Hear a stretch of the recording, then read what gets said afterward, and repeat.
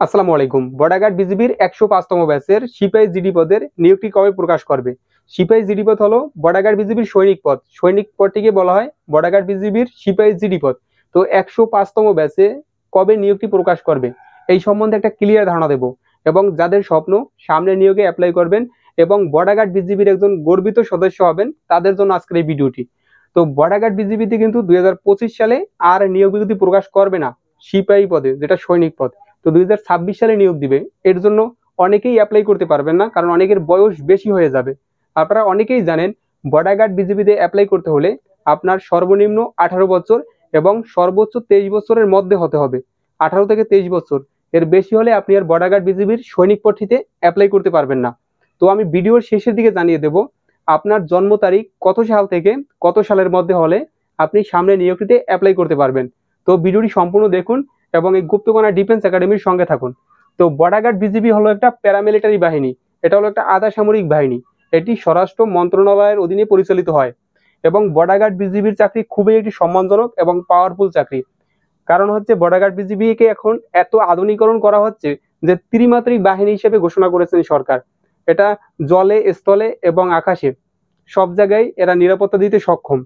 তো border guard বিজিবিতে প্রতি কত মাস পর পরে নিয়োগ দেয় এবং কি পরিমাণ জনবল নিয়োগ করা হয় এই সম্বন্ধে আপনাদের একটা ক্লিয়ার ধারণা থাকা উচিত। তো বর্ডার গার্ড বিজিবিতে মোটামুটি ৭ মাস ৮ মাস পর পরে নিয়োগ দেয়, কিন্তু বর্তমানে যে নিয়োগগুলো হচ্ছে খুবই দ্রুত দিচ্ছে। ৬ মাস ৫ মাস পর পরে নিয়োগগুলো দিচ্ছে। তো আমরা যদি ১০২তম ব্যাচ থেকে দেখি যে কত মাস পর পরে নিয়োগ দেয়, বছরে কয়বার নিয়োগ দেয়, আমরা যদি গভীরভাবে রিসার্চ করি তাহলে আমাদের কাছে বিষয়টি একদম ক্লিয়ার হয়ে যাবে পরবর্তী নিয়োগটি কোন মাসে দিবে। তো ১০২তম ব্যাচে নিয়োগ দিয়েছিল মার্চ মাসে, ২০২৪ সালের মার্চ মাসে। তারপরে ৬ মাস পরে ১০৩তম ব্যাচে নিয়োগ দিয়েছে সেপ্টেম্বরে। তারপরে আবার ৫ মাস পরে ১০৪তম ব্যাচে নিয়োগ দিয়েছে ফেব্রুয়ারি মাসে।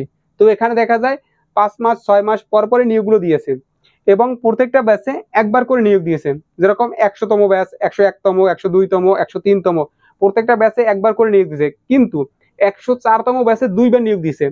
প্রথম দিয়েছে ফেব্রুয়ারি মাসে, তারপরে আবার দিয়েছে জুলাই মাসে ১০৪তম ব্যাচে। ফেব্রুয়ারি মাসে দেওয়ার পরে তারপরে অতিরিক্ত ১০৪তম ব্যাচে আবার নিয়োগ দিয়েছে। তো এর কারণ কি?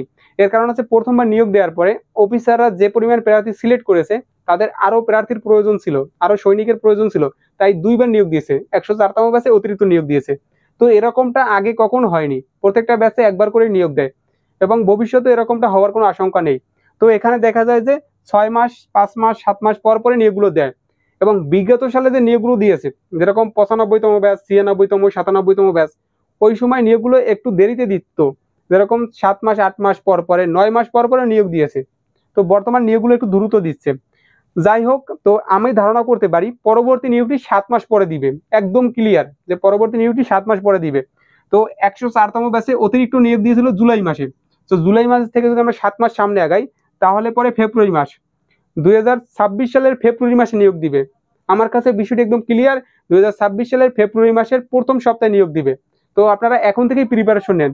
তো এই সামনের নিয়োগে কারা অ্যাপ্লাই করতে পারবেন, মানে আপনার জন্ম তারিখ কত সাল থেকে কত সালের মধ্যে হলে সামনের নিয়োগটিতে অ্যাপ্লাই করতে পারবেন। আমি হিসাব করে বের করছি ২-১ মাস কম বেশি হতে পারে। তো আপনার জন্ম তারিখ যদি হয় ৭ মে ২০০৩ সাল থেকে ৬ মে ২০০৮ সালের মধ্যে, আমি আবারও বলি ৭ মে ২০০৩ সাল থেকে ৬ মে ২০০৮ সালের মধ্যে যদি হয় তাহলে আপনি সামনে নিয়োগটিতে অ্যাপ্লাই করতে পারবেন। তো এটা আমি হিসাব করে বের করেছি ২-১ মাস কম বেশি হতে পারে। তো আপনারা দেখে নেবেন যে আপনার জন্ম তারিখ এর মধ্যে আছে কিনা। ২০২৬ সালে ফেব্রুয়ারি মাসে নিয়োগ দিবে, আপনারা একটু অপেক্ষা করুন। আর বর্ডার গার্ড বিজিবির বাছাই প্রক্রিয়া হয় ৩ দিনে। প্রথম দিন হয় প্রাথমিক মেডিকেল, দ্বিতীয় দিন লিখিত পরীক্ষা, তৃতীয় দিন হচ্ছে চূড়ান্ত মেডিকেল অ্যান্ড ভাইভা পরীক্ষা। তো প্রাথমিক মেডিকেলে আপনার বডিতে যদি কোনো সমস্যা না থাকে তাহলে আপনি প্রাথমিক মেডিকেলে বাদ পড়বেন না, আপনি যদি ফিজিক্যালি ফিট থাকেন। তারপর হচ্ছে লিখিত পরীক্ষা, মোস্ট ইম্পর্টেন্ট, কারণ লিখিত পরীক্ষায় ম্যাক্সিমাম প্রার্থী বাদ পড়ে যায়। তারপরের দিন হয় চূড়ান্ত মেডিকেল অ্যান্ড ভাইভা পরীক্ষা। ভাইভা পরীক্ষায় তেমন জটিল কোনো প্রশ্ন জিজ্ঞেস করে না। তো আপনারা আগে থেকেই প্রিপারেশন নিতে পারেন লিখিত পরীক্ষার জন্য, শারীরিক পরীক্ষার জন্য। লিখিত পরীক্ষার জন্য চাইলে আপনারা একটা ভালো বই পড়তে পারেন।